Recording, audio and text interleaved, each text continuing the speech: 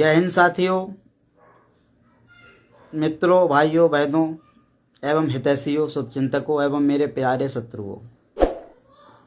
आज महाजयंती कर्पूरी ठाकुर जी की 98वीं जयंती है।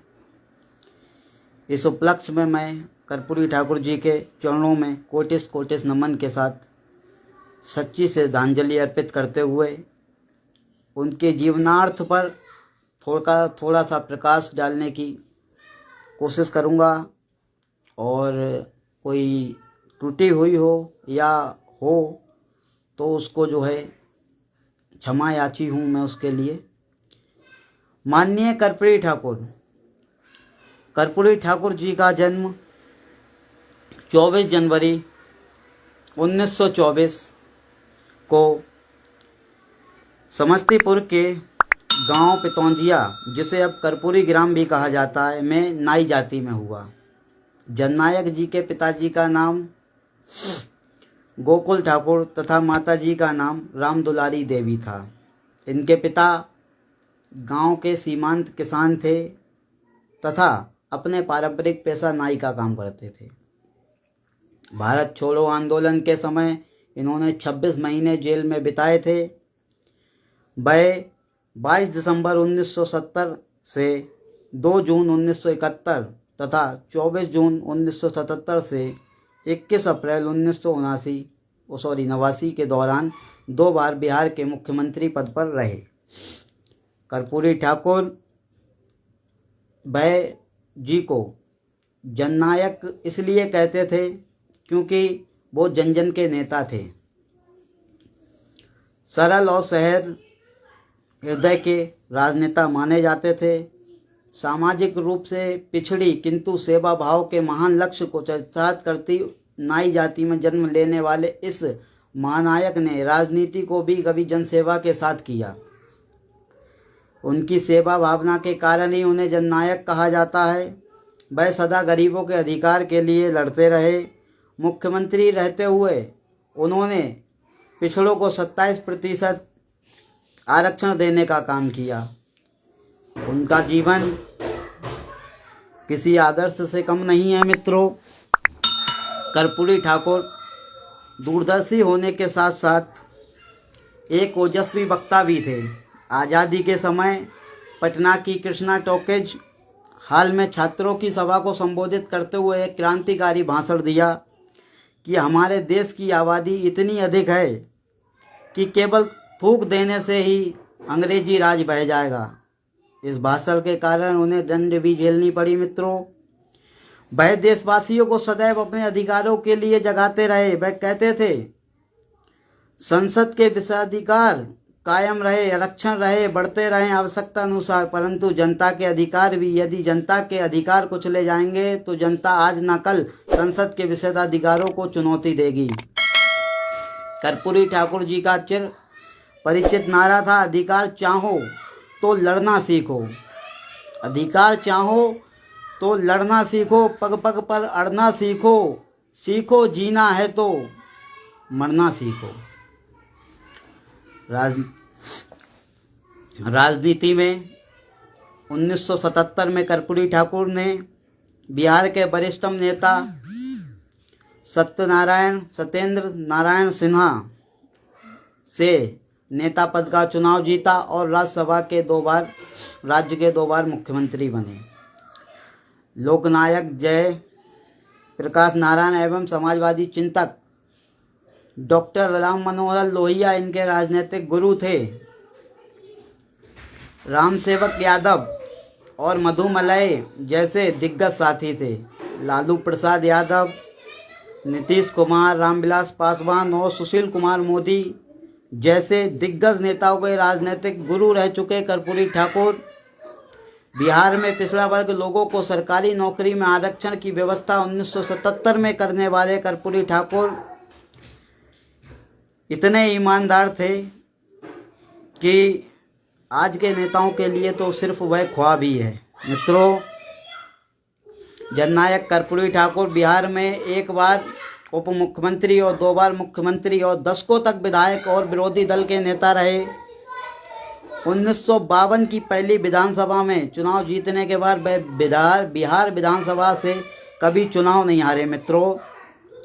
राजनीति में इतना लंबा समय या सफ़र बिताने के बाद जब वो उनका निधन हुआ तो अपने परिवार को विरासत में देने के लिए एक मकान तक उनके नाम नहीं था मित्रों। ना तो पटना में ना ही उनके पैतृक गांव में 1 इंच ज़मीन जोड़ पाए मित्रों। और आज की डेट में जब करोड़ों रुपयों के घोटाले आए दिन सामने आते हैं, नेताओं के नाम उछलते हैं, तो हमको याद रखना चाहिए मित्रों, कर्पूरी ठाकुर जैसे नेता भी हुए हैं। विश्वास ही नहीं होता उनकी ईमानदारी के किस्से और आज भी बिहार में सुनने को मिलते हैं। उनसे जुड़े कुछ लोग बताते हैं मित्रों कि कर्पूरी ठाकुर जब राज्य के मुख्यमंत्री थे तो उनके रिश्ते में उनके बहनोई उनके पास नौकरी के लिए गए और कहीं सिफारिश से नौकरी लगवाने के लिए कहा। उनकी बात सुनकर कर्पूरी ठाकुर गंभीर हो गए। उसके बाद उन्होंने अपनी जेब से 50 रुपये निकाल कर दिए और कहा, जाइए उस्तरा आदि खरीद लीजिए और अपना पुश्तैनी धंधा आरंभ कीजिए। कर्पूरी ठाकुर जब पहली बार उप मुख्यमंत्री बने या मुख्यमंत्री बने तो अपने बेटे रामनाथ को पत्र लिखना नहीं भूले। वह इस पत्र में रामनाथ जी को लिखते हैं 3 बातें। तुम इससे बिल्कुल प्रभावित मत होना। कोई लोभ लालच देगा तो उस लोभ लालच में मत आना, मेरी बदनामी होगी। रामनाथ ठाकुर इन दिनों राज्यसभा सांसद भी हैं, आपको बताना चाहूँगा मित्रों, और समाज के लिए अच्छा काम कर रहे हैं। मेरी शुभकामनाएं उनके साथ हैं। उत्तर प्रदेश के कद्दावर नेता हेमवती नंदन बहुगुणा ने अपने संस्मरण में लिखती हैं, कर्पूरी ठाकुर की आर्थिक तंगी को देखते हुए देवीलाल ने पटना में अपने एक हरियाणवी मित्र से कहा, कर्पूरी जी कभी आपसे 5,000 रुपये या 10,000 रुपये मांगें तो उन्हें दे देना, वह मेरे ऊपर आपका कर्ज रहेगा। बाद में देवीलाल ने अपने मित्र से कई बार पूछा, भाई कर्पूरी जी ने कुछ मांगा? पर मित्र का हर बार एक ही जवाब होता था, नहीं साहब वो तो कुछ मांगते ही नहीं है। कर्पूरी जी मुख्यमंत्री रहते हुए भी उनके क्षेत्र में कुछ सावंती यादव जमींदारों ने उनके पिता को सेवा के लिए बुलाया। जब वे बीमार होने के नाते नहीं पहुंच सके तो जमींदारों ने अपने लठैतों को मारपीट कर लाने का आदेश दिया, जिसकी सूचना मिलते ही जिला प्रशासन को हो गई और तुरंत जिला प्रशासन कर्पूरी जी के घर पहुंच गया। उधर लठैत पहुंचे ही थे, लठैतों को बंदी बना लिया गया। मित्रों, जैसे ही यह खबर कर्पूरी ठाकुर जी को ज्ञात होती है मित्रों, कर्पूरी ठाकुर जी ने सभी लठैतों को जिला प्रशासन से बिना शर्त छोड़ने का आग्रह किया तो अधिकारियों ने कहा कि इन लोगों ने कर्पूरी ठाकुर जी के मुख्यमंत्री के पिता को प्रताड़ित करने का कार्य किया है, हम इन्हें किसी शर्त पर नहीं छोड़ सकते। कर्पूरी ठाकुर जी का वो वाक्य मुझे बहुत अच्छे से याद आता है मित्रों कि कर्पूरी जी ने कहा, इस प्रकार के पता नहीं कितने असहाय, लाचार और गरीब शोषित लोग प्रतिदिन लाठियां खाकर दम तोड़ते हैं, काम करते हैं, कहाँ तक किस किस को बचाओगे? क्या सभी मुख्यमंत्री के माँ बाप हैं? इनको इसलिए दंडित किया जाता है या किया जा रहा है कि इन्होंने मुख्यमंत्री के पिता को उत्पीड़ित किया है। सामान्यता जनता को कौन बचाएगा? जाओ प्रदेश के कोने कोने से शोषण उत्पीड़न के खिलाफ अभियान चलाओ और एक भी परिवार सावंतों के जुल्मों का शिकार ना हो पाए। लठैतों को कर्पूरी जी ने छुड़वा दिया। इस प्रकार वे पक्षपात व मानवता का मसीहा कहा जाना अतिशयोक्ति है। उन्हें कभी किसी से वैरभाव नहीं पाला। वह जो करते थे न्याय के लिए कर रहे थे, वह सच्चे समाजवादी थे। उन्होंने मुख्यमंत्री रहते पुलिस थाने में एक सफाई मजदूर ठकेटा होम की पिटाई से मौत हो गई। कर्पूरी ठाकुर खुद पूरे मामले को उन्होंने संज्ञान में लिया। उन्होंने भोजपुर के पियनिया में किया। एक गरीब की 2 बेटियां रामवती और कुमुद के साथ बड़े लोगों ने बलात्कार किया। ऐसे मामलों को कभी कभार पुलिस बाद में जाती थी, कर्पूरी जी पहले जाते थे। कर्पूरी जी ने गरीबों से उन्होंने खुद को आत्मसात कर लिया। सादगी और ईमानदारी का जो आदर्श उन्होंने रखा वह किदवंती बन चुकी है। 80 के दशक की बात है मित्रों। बिहार विधानसभा की बैठक चल रही थी। कर्पूरी विधानसभा के प्रतिपक्ष के नेता थे। उन्होंने एक नोट भिजवाकर अपने ही दल के विधायक को थोड़ी देर के लिए उनकी जीप मांगी। उन्हें लंच के लिए आवास जाना था। उस विधायक ने उसी नोट पर लिख दिया, मेरी जीप में तेल नहीं है। मित्रों, कर्पूरी जी 2 बार मुख्यमंत्री रहे, कार क्यों नहीं खरीद लेते? यह संयोग नहीं था कि संपत्ति के प्रति अगाध प्रेम के चलते वह विधायक बाद के वर्षों के अनेक कानूनी परेशानियों में पड़े कर्पूरी जी का जीवन बेदाग रहा। 1 बार उप मुख्यमंत्री और 2 बार मुख्यमंत्री रहने के बावजूद कर्पूरी ठाकुर जी हमेशा रिश्ते से ही चलते थे। रिक्शे से चलने के बावजूद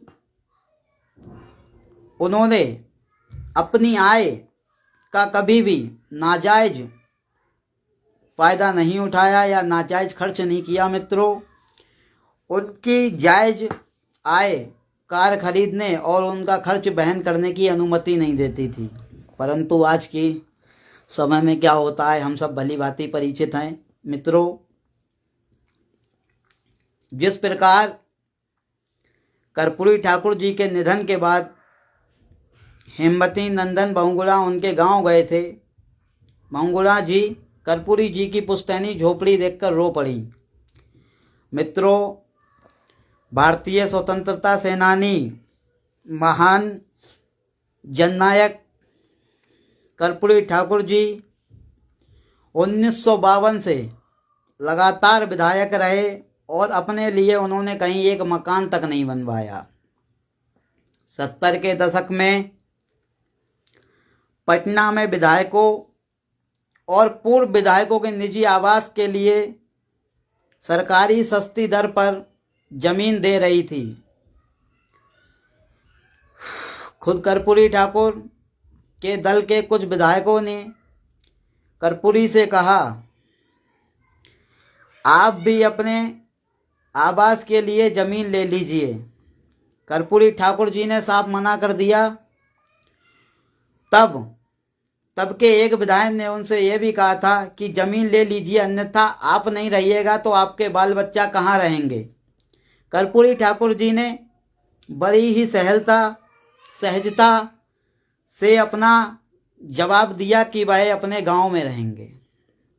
कर्पूरी ठाकुर के कुछ दल के नेता अपने यहाँ शादियों में करोड़ों रुपए खर्च कर रहे थे, पर जब कर्पूरी ठाकुर को अपनी बेटी की शादी करनी हुई तो उन्होंने क्या किया।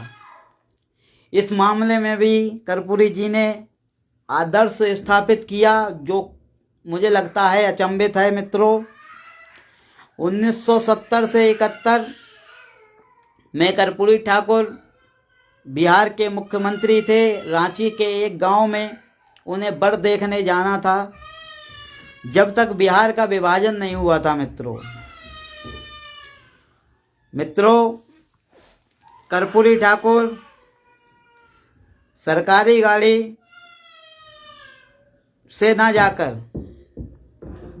टैक्सी से गए।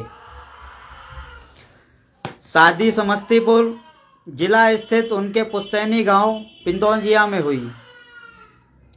कर्पूरी ठाकुर ने अपने मंत्रिमंडल के किसी सदस्य को भी उस शादी में आमंत्रित नहीं किया था। यहाँ तक कि उन्होंने संबंधित अफसर को यह भी निर्देश दे दिया था कि बिहार का कोई भी विमान मेरी यानी मुख्यमंत्री की अनुमति के बिना उस दिन दरभंगा या सहरसा हवाई अड्डे पर नहीं उतरेगा। पितौंजिया के पास हवाई अड्डे वहीं थे। आज के कुछ तथाकथित मेरे प्रिय अजय भाई, अजय बिष्ट जी, मैं बिल्कुल सामने ही देख रहा हूँ और बहुत बहुत धन्यवाद आपका, आपने मुझे नोटिस किया, इसका मैं आपका ऋणी रहूँगा। मित्रों, उनके कर्पूरी ठाकुर जी के विषय में जितना कहा जाए उतना कम है। पिछड़ों के लिए, दलितों के लिए, अति पिछड़ों के लिए और समस्त समाज के सभी लोगों के लिए उन्होंने जो योगदान दिया वह अतुलनीय है और मुझे लगता है कि एक किस्सा ही बनकर रह गया है। माननीय कर्पूरी ठाकुर जी, जो कि आज जयंती है, प्रत्येक राजनीतिक दल जितने भी हैं सभी उनकी जयंती बड़ी धूमधाम से मनाते हैं। कोरोना काल के चलते कोविड प्रोटोकॉल को निभाते हुए जो है सभी लोग वर्चुअल के साथ या अपनी अपनी व्यवस्था अनुसार, बहुत बहुत धन्यवाद अजय भाई, मेरे प्रिय बड़े भाई हैं अजय जी, जो है सभी लोग महाजयंती बनाने का काम करते हैं। लेकिन मित्रों, महाजयंती बनाने से क्या कर्पूरी जी को सम्मान मिल सकता है? आज बिहार ही ले लीजिए, बिल्कुल भाई, बिहार ही ले लीजिए या उत्तर प्रदेश ले लीजिए, कर्पूरी फार्मूला बिहार में लागू है, उत्तर प्रदेश में मार्ग नहीं है। हमारे केशव प्रसाद मौर्य भाजपा उप मुख्यमंत्री जी कहते हैं कि प्रत्येक जनपद में कर्पूरी ठाकुर जी का चौराहा होगा, कर्पूरी ठाकुर जी का मार्ग होगा, कर्पूरी ठाकुर जी की प्रतिमा होगी। मुझे लगता है मित्रों कि सभी जो है हृदय से कर्पूरी जी को सम्मान नहीं देना चाहते हैं। पता नहीं क्यों ऐसे मुझे प्रतीत होता है मित्रों, क्योंकि सम्मान आज नाचने गाने वालों को भारत रत्न मिल सकता है, तो गरीबों के लिए, पिछड़ों के लिए, अति पिछड़ों के लिए, दलितों के लिए, स्वतंत्रता के लिए 26-26 महीने जेल में काटने वालों को भारत रत्न क्यों नहीं? मित्रों, बड़ा ही दुखद ये बात है, ये बड़ा ही विचार किया जाना चाहिए इस पे।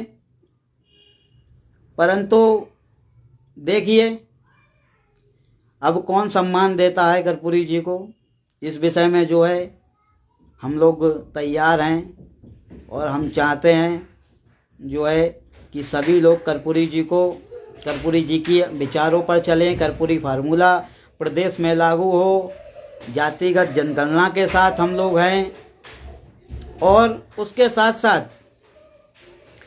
जब तक कर्पूरी जी को भारत रत्न नहीं मिल जाता तब तक कर्पूरी जी का कोई कितनी भी जयंती मना ले, महाजयंती मना ले, मुझे लगता है उनका सम्मान नहीं है।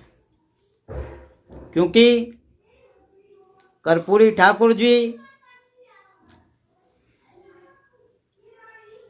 सभी वरिष्ठ नेताओं के भी मार्गदर्शक गुरु के रूप में रह चुके हैं। पिछड़ों के लिए, 27% आरक्षण देने के बाद, बहुत बहुत धन्यवाद अजय जी भैया, आप हमारे प्रिय बड़े भाई हैं। हमें आपकी बहुत आवश्यकता है, आपकी, अपने समाज की, सभी की। और आप लोगों का आशीर्वाद सहयोग इसी प्रकार मुझे मिलता रहे जो है। और देखिए कर्पूरी ठाकुर जी, एक मुझे किस्सा याद आता है उनका, जो है 1952 में जब कर्पूरी ठाकुर जी पहली बार विधानसभा का चुनाव जीते थे, विधायक थे, उन्हीं दिनों उन्हें ऑस्ट्रेलिया जाना था। ऑस्ट्रेलिया जाने वाले प्रतिनिधिमंडल में उनका चयन होता है मित्रों, परंतु उनके पास कोट नहीं था। तो एक दोस्त से कोट मांगा, वह भी फटा हुआ था मित्रों। खैर कर्पूरी ठाकुर वही कोट पहनकर चले गए। वहाँ युगोस्लाविया के मुखिया मार्शल टीटो की कर्पूरी जी के फटे हुए कोट पर नज़र पड़ती है, तो वो उन्हें एक नया कोट गिफ्ट करते हैं। आज जब राजनेता अपने महंगे महंगे कपड़ों और दिन में मुझे लगता है 4 बार ड्रेस बदलते हैं, ड्रेस बदलने के साथ अगर वो अपनी अंतरात्मा, अपने मन को भी बदल लें, तो इस समाज पर, इस देश पर और पूरे भारतवर्ष पे बहुत ही उपकार की बात होगी। मित्रों, सिर्फ जयंती मनाने से कुछ नहीं होगा। राजनीतिक दल, कोई भी राजनीतिक दल हो, जयंतियां सभी मना रहे हैं, ठीक है, लेकिन उनके ऐसा कौन व्यक्ति है या कौन जनप्रतिनिधि है या कोई नेता है, मुझे दिखा दीजिए, जो कर्पूरी जी के विचारों पर, कर्पूरी जी के फार्मूले पर या कर्पूरी जी को सम्मान के विषय में बात कर सके। मित्रों, राजनीतिक दल सिर्फ समय समय पर अपने लाभ हानि के लिए काम करते रहे हैं और करते आए हैं और कर रहे हैं, लेकिन कर्पूरी ठाकुर जी के सामने जब इन सभी राजनेताओं के, नेताओं के, सभी के नाम आते हैं, तो पता नहीं क्यों मुझे ये सभी बौने से लगने लगते हैं, है ना। क्योंकि कर्पूरी जी ऐसा विचार है, कर्पूरी जी एक सोच है, और कर्पूरी जी समाज के हितैषी शुभचिंतक रहे हैं। कर्पूरी जी ने ही बिहार में अन्य पिछड़ा वर्ग के लिए 27% आरक्षण लागू करने वाला पहला प्रदेश बनाया बिहार को, और मृत्यु भोज पर उन्होंने पूर्णतः उसका विरोध किया। मां के निधन पर जब गांव के लोगों ने उनसे भोज देने को कहा, तो उनका जवाब था मित्रों कि भोज पर जो पैसे खर्च होंगे उससे मैं स्कूल खोलूंगा, और उन्होंने ऐसा ही किया। मित्रों, एक बार चौधरी चरण सिंह उनके घर गए, घर का दरवाजा बहुत छोटा था, चौधरी साहब के सिर में चोट लग गई, तो उन्होंने कर्पूरी जी को कहा कि कर्पूरी जी दरवाजा को ऊंचा करवाइए। तो कर्पूरी जी ने जवाब दिया मित्रों कि जब तक बिहार के हर गरीब का घर नहीं बन जाता, मेरा घर बन जाने से क्या होगा। 1967 में महामाया प्रसाद के मंत्रिमंडल में वह उप मुख्यमंत्री व शिक्षा मंत्री बने, तो उन्होंने मैट्रिक से अंग्रेजी की अनिवार्यता समाप्त कर दी। तब अंग्रेजी की वजह से लोग मैट्रिक में अटक जाते थे। मित्रों, इतने उनके प्रभावशाली कार्य हैं जो मुझे लगता है कि मैं बताते बताते थक जाऊंगा। समाज पे उनका जो है बहुत ही योगदान है और बहुत ही महान है। अगर सामाजिक राजनीतिक कोई दल या वास्तविक कोई उनका सम्मान करना चाहता है या करता है, तो मैं चाहता हूं, मैं भारतीय जनाधार पार्टी की ओर से समस्त राजनीतिक दलों एवं समस्त नेताओं को, जिन्होंने कर्पूरी मार्ग, कर्पूरी प्रतिमा और न जाने क्या क्या वादे किए, उनको मैं एक बार याद दिलाना चाहता हूं मित्रों कि कम से कम कर्पूरी जी को भारत रत्न से सम्मानित किया जाए, क्योंकि जब नाचने गाने वालों को भारत रत्न मिल सकता है तो देश की आज़ादी के लिए 26-26 बार जेल जाने वाले, गरीबों के लिए आरक्षण लागू करने वाले, दलित अति पिछड़ा सभी के मसीहा, समाज के लिए अपना वर्चस्व, सवस्त्र, सब कुछ न्यौछावर करने वाले कर्पूरी ठाकुर जी को सम्मान क्यों नहीं। मित्रों, मेरा आज लाइव आने का सिर्फ एक ही उद्देश्य है कि अगर सम्मान करना चाहते हैं, नहीं करना चाहते हैं तो कोई बात नहीं, फिर ये जयंतियां भी बंद कर दीजिए, कोई दिक्कत नहीं है। और अगर वास्तविक सम्मान आप समाज को देना चाहते हैं, कर्पूरी जी को देना चाहते हैं, तो देखिए जयंतियों के रूप में देने से कुछ नहीं होगा। माननीय केशव प्रसाद मौर्य जी, उप मुख्यमंत्री जी भाजपा, कहते हैं प्रत्येक जनपद में कर्पूरी जी का मार्ग होगा, कर्पूरी जी का चौराया होगा, कर्पूरी जी की प्रतिमा होगी। मुझे लगता है बरेली की बात करूं तो जो कर्पूरी जी का मार्ग चौराया आवंटन भी हुआ था, उत्तर प्रदेश जनपद बरेली की बात करूं मैं तो जो चौराया मिला भी था उसको भी नहीं मिलने दिया। तमाम कोशिशें की गई, हम लोग भी उसमें साथ रहे। बस इसी के साथ मैं अपनी वाणी को विराम देता हूं मित्रों, और मेरी वाणी द्वारा किसी भी व्यक्ति को हृदयाघात हुआ हो या मेरे शब्दों द्वारा किसी भी व्यक्ति को या मेरे द्वारा कोई त्रुटि हुई हो तो मैं उसका क्षमा प्रार्थी हूँ मित्रों। जननायक कर्पूरी ठाकुर जी सदैव हमारे दिल में रहते हैं। जननायक कर्पूरी ठाकुर जी अमर रहें। जय नंद, जय कर्पूरी ठाकुर, जय हिंद, जय भारत मित्रों।